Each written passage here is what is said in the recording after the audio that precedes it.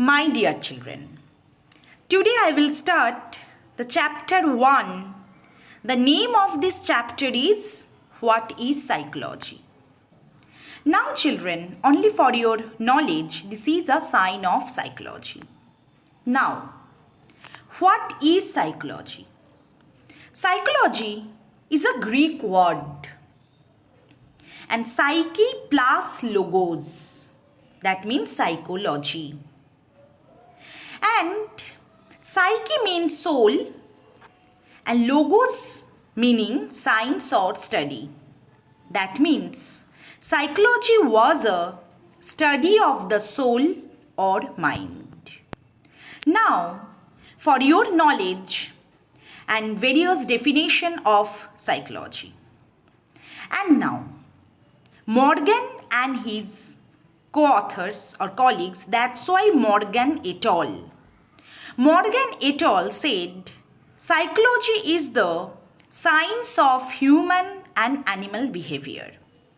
It includes the application of this science to human problems. So obviously psychology is a science and we can apply various kinds of psychological principles for problem solving, making decision properly, etc. And now Feldman, the scientific study of behavior and mental processes. And Baron, the science of behavior and cognitive processes. And what is the meaning of cognition? Cognition means how we know, how we process various information. That is called, cognition. How we know various information is a process of knowing. And cognition means, thinking, memorizing, perceiving, problem solving, etc. Yes. So, psychology also a cognitive process and science of behavior. And now, Ising, a science in which behavioral and other evidence is used to understand the internal processes leading people to behave as they do. And Cicerelli, the scientific study of behavior and mental processes. And common, psychology is a science, a study of behavior, mental processes and cognitive processes also. Now, your book has mentioned psychology is defined formally nowadays as a science which studies mental processes, experiences and behavior in different contexts. So children, you have to mention 3 keywords: mental processes, experiences and behavior. And other important, psychology is a science. So, what is mental processes? What is experiences and what is behavior? And now, mental processes. What is mind? Can we touch our mind? No, we can't touch our mind. Yes. And it's a very common word, mind. And sometimes some students said, my mind is not good today. So what is mind? And what is mental processes? We can't touch our mind. We only feel our mind. Various kinds of experiences, our feeling, we can make our mind. We can't say any particular portion of our brain the mind is placed. We can't say. Mind is an important part of our life. So, what is mental processes? How our mind works. And mental processes refer to all our internal covert activity of our minds, such as thinking, feeling, remembering. Yes. And we can't say that brain activities and mental processes are the same.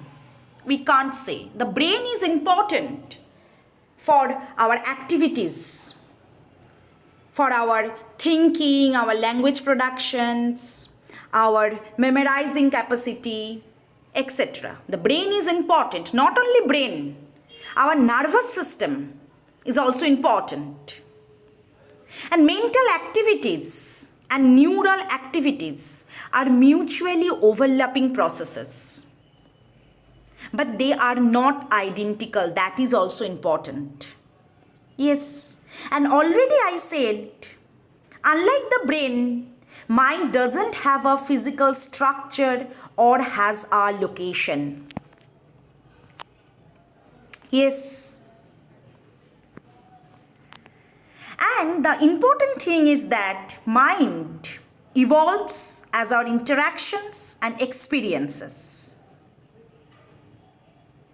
And brain activities provide important clues as how our mind functions. Yes, suppose you know various parts of our brain and lobe-wise, frontal lobe, temporal lobe, parietal lobe, occipital lobe, and this picture, and just mention, cerebellum, brainstem, the frontal lobe is responsible for our cognitive function, and temporal lobe is responsible for our memorizing capacity and language also. And parietal lobe, occipital lobe, cerebellum.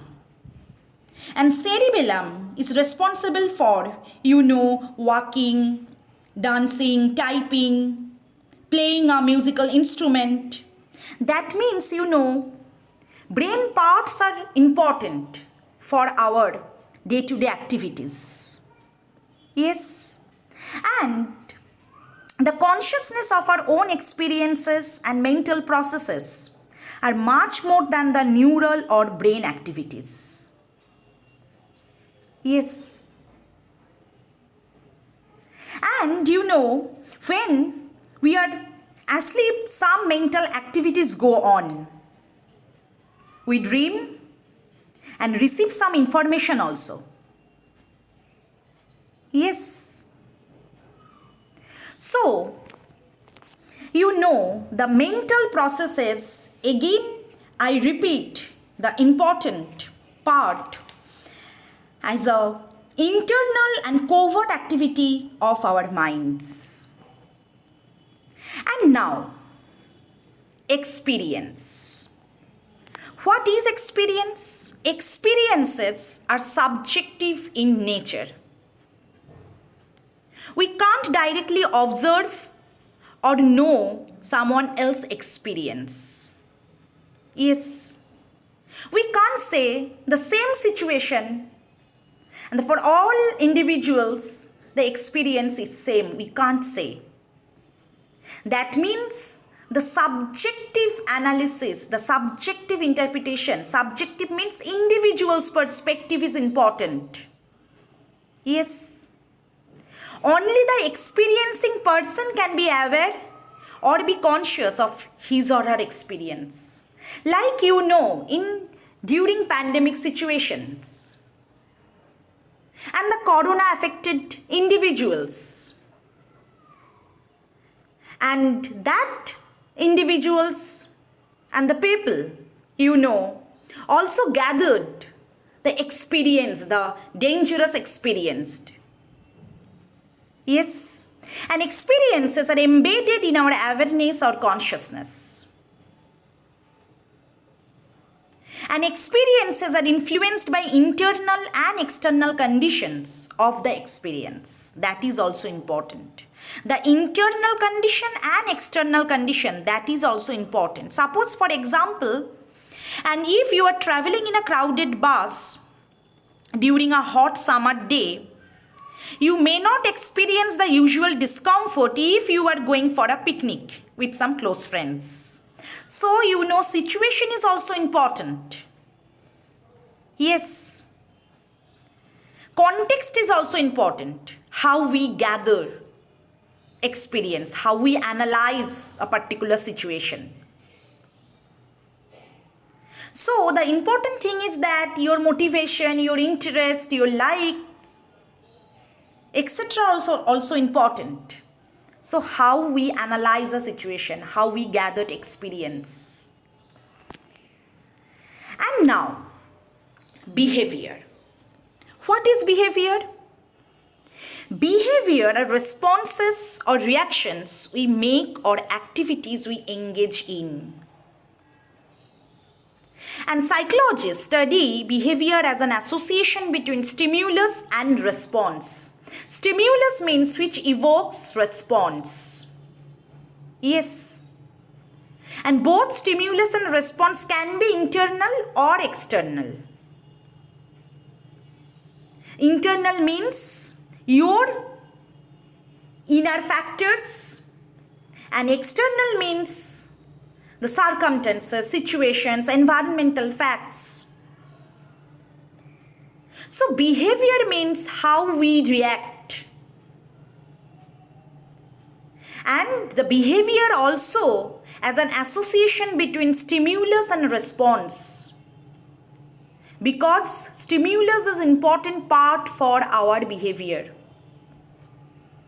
How we behave is depend on stimulus. And now various types of behavior. It's a simple behavior, complex behavior, and simple behavior. What is simple behavior? And when a behavior achieves one specific and basic goal, yes, and grabs an object, and this is simple behavior. And complex behavior, and requires many decisions and actions in rapid order and simultaneously. And short and enduring. Enduring means long-lasting behavior. Yes, and overt and covert is important. Overt means which are expressed. Overt. And covert means some are internal. Yes, and overt behavior, outwardly seen or sensed by an observer. Yes. And covert, that means internal. And all behaviors, overt or covert. Yes. And again, overt behavior means which are expressed and seen or sensed by an observer. And covert means internal behavior. How we think. Yes. And children, only for your knowledge. Yes, what are the goals of psychology? Psychology, is nowadays is an important subject, important discipline. And what are the goals of psychology? And aim or goals of psychology, we can describe, we can explain, we can predict, and we can control behavior. Human and animal behavior also. We can describe, that means what is happening. And description involves, observing a behavior.